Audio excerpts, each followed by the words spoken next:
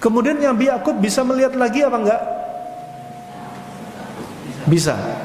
Nah, dan ternyata yazulul marad bizawalis sabab.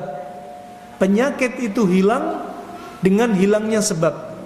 Kenapa Nabi Yakub tadi matanya buta memutih? Karena apa? Satu, karena apa? Marah. Dua, sedih. Tiga, panik. Nah, kemudian yazulul marad bizawalis sabab. Penyakit dia akhirnya hilang karena sebabnya hilang. Ya, orang sakit atas takdir Allah. Dia orang sembuh atas takdir Allah. Dengan cara apa dia sembuh? Atas takdir Allah. Sembuh melalui apa? Terapis, dokter, obat, herbal, jenis terapi apa? Sudah atas takdir Allah Subhanahu wa taala. Bahkan Nabi bersabda, "Wal ilaj minal qadar." Obat dan terapi itu juga termasuk bagian dari takdir. Nah, juga termasuk bagian dari takdir. Bagaimana Nabi Yakub sembuh dari penyakitnya? Allah sebutkan dalam surat Yusuf ayat 93. Ya, idhabu biqamisi hadza fa'alquhu ala wajhi abi ya'ti basira wa'tuni bi ahlikum ajma'in. Ya, idhabu, ay pergilah kalian. Siapa? Nabi Yusuf memerintah kepada saudara-saudaranya. Nabi Yusuf enggak dendam. Semua ini atas takdir Allah. Nabi Yusuf imani. Dan takdir Allah termasuk takdir buruknya ataupun baiknya di belakangnya itu indah. Makanya bapak-bapak, ibu-ibu yang hadir di sini jangan pernah bilang takdir buruk dari Allah untuk mencelakakan diri kita. Jangan pernah. Takdir buruk dari Allah itu untuk kita. Buruk menurut kita. Di sisi Allah enggak ada buruk-buruknya. Baik untuk kita. Antum ada masalah rumah tangga cerai, jangan dibilang itu murni keburukan. Ada kebaikan setelahnya. Setelah cerai istrinya 4 aja, anak banyak. Kata ibu-ibu, kalau Ustaz Dhani ini ngisinya ini terus senggol-senggol terus. Nah, ada laporan dari bapak-bapak. Nah, ya, rahimakumullah jami'an. Barakallahu fikum. Takdir buruk dari Allah. Misalkan antum ada masalah bisnis bangkrut. Ya, ternyata di baliknya ada sesuatu yang indah. Jangan pernah takdir buruk itu apa? Murni keburukan di sisi Anda. Kebaikan. Allah ingin kebaikan. Ima kebaikan dunia untuk Anda, di dunia diganti. Ima kebaikan untuk akhirat, di dunia enggak diganti. Ima di dunia didapat, di akhirat didapat. Fa subhanallah rahimakumullah jami'an. Fa apa? Takdirullah sirullah. Takdir Allah itu rahasia Allah untuk menguji keimanan Anda. Takdir Allah kata apa? Kata Syekh Abdul Qadir Al-Jailani, takdir Allah seperti binatang buas. Binatang buas gak akan makan bangkai. Tapi binatang buas makan yang seger-seger dari sasaran targetnya. Macan, harimau, siapa yang diserang? Yang seger-seger. Gak mau macan, harimau makan bangkai. Demikian takdir buruk dari Allah akan mengincar hati Anda yang sehat.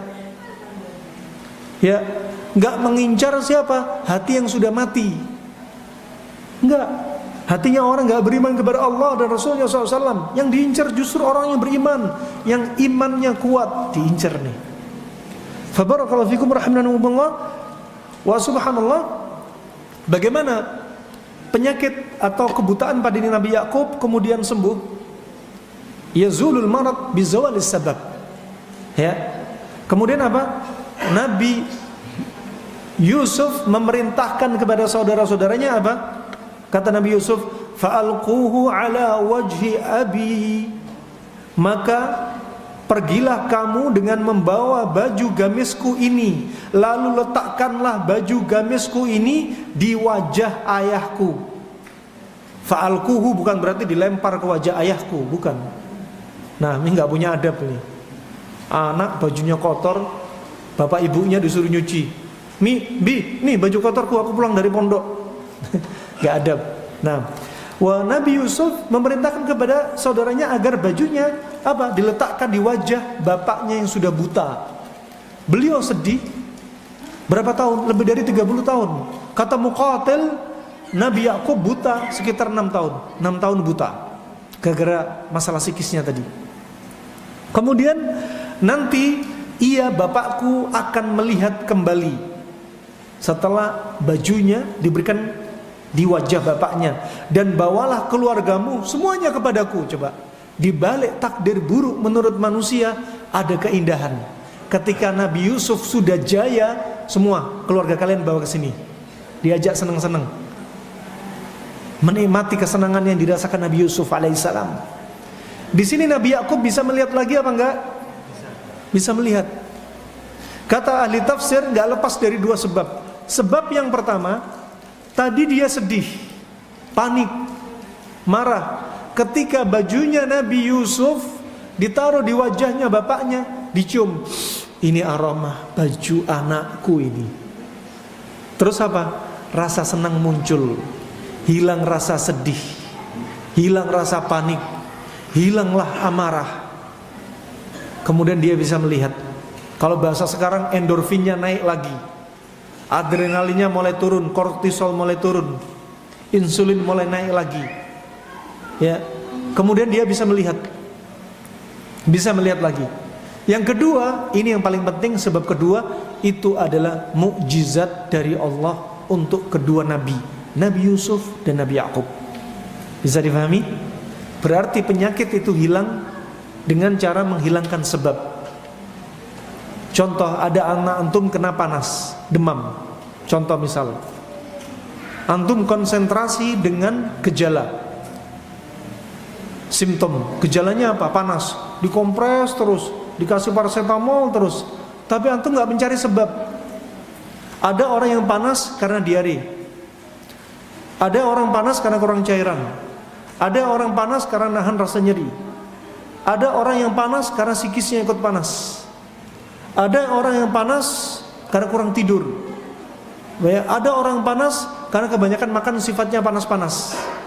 Kalau antum konsen mengobati gejala, berarti antum belum mengobati sebab.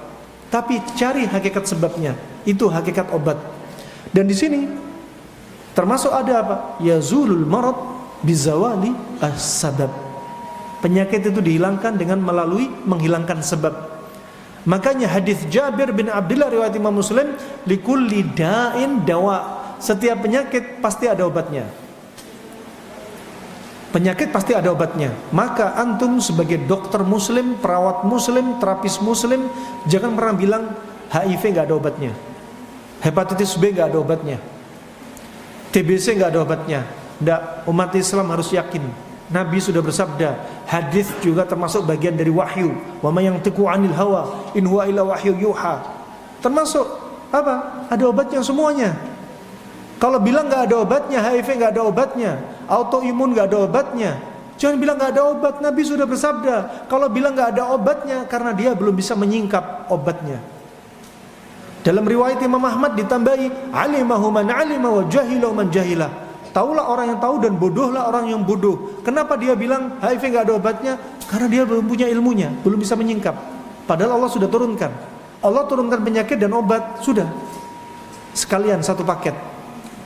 Ya, makanya Al-Ba'li rahimahullah mengatakan hadis ini menunjukkan apa? Anjuran untuk belajar ilmu pengobatan. Bagaimana kita tahu obatnya satu penyakit kalau nggak belajar?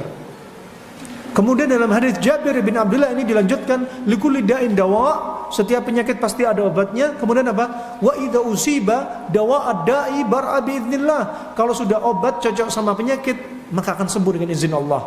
Makanya kalau sebab sudah hilang, kapan hilang? Kalau sudah cocok. Sebab hilang karena cocok. Antara diagnosa dan obat atau terapi sudah cocok, sudah klik, akan sembuh dengan izin Allah. Kesembuhan mutlak milik Allah, bukan milik dokter dan obatnya, bukan terapis dan cara terapinya, bukan herbalis dan obatnya, herbalnya, bukan, tapi milik Allah semata. Mereka hanya mengambil sebab perantara kesembuhan, tapi kesembuhan murni milik Allah Subhanahu wa taala. Wa idza maritu fa huwa yashfin. Nah, fa subhanallah, kalau sudah cocok akan sembuh dengan izin Allah Subhanahu wa taala. Contoh, kalau ada penyakit sifatnya panas, kasih dingin. Seperti demam, dibimbingkan Nabi SAW untuk apa? Abriduhu bilma fa innahu min fahi jahannam. Demam dinginkan dengan air, karena demam itu dari apa? Hembusan jahannam. Termasuk ada terapi dari Nabi yang kita lupakan. Kalau ada orang demam, hendaknya dia dimandikan, tentunya dengan air dingin. Kapan? Fi waqtis sahur, di waktu sahur. Orang yang demam sebelum fajar dimandiin dia. Di rumah sakit, salah satu rumah sakit di Arab Saudi, di Qasim, ya, rumah sakit terbesar di Qasim, ya, perawat-perawatnya kalau mendapati orang yang demam di UGD sudah disuntik, nggak turun-turun, ya, sudah diinjeksi, sudah dikompres, kasih obat penurun panas, nggak turun-turun, dimasukkan ruang khusus, perawatnya rame-rame nyiram si pasien dengan air dingin.